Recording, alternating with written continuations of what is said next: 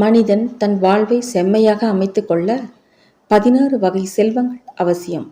இத்தகைய செல்வங்கள் அனைத்தும் ஒரு மனிதனுக்கு முன்வினை பயன் மற்றும் விடாமுயற்சி, கடின உழைப்பு போன்றவற்றால் கிடைக்கிறது. எனினும் பலருக்கு வாழ்வில் ஏதாவது ஒரு விதத்தில் தொடர் இழப்புகள், விரயங்கள் ஏற்படுகின்றன. இதனால் உடல் மற்றும் மனம் பாதிக்கப்பட்டு மேலும் கஷ்டங்கள் அதிகமாகின்றன. இவற்றை எல்லாம் போக்கும் வல்லமை பெற்றவர் சிவபெருமான் ஆவார். நம்மில் சிலருக்கு சிவபெருமான் அழித்தல் தொழிலை செய்பவர், அவரை வணங்கக்கூடாது என்ற மூட நம்பிக்கை நிலவி வருகிறது. அது தவறான கருத்து.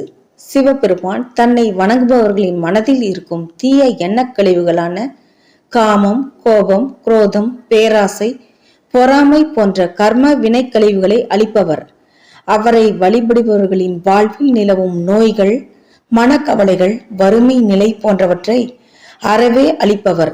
ஒருவர் தனது 3 பிறவியில் செய்த பாவங்களையும் அளிப்பவர் சிவபெருமான்.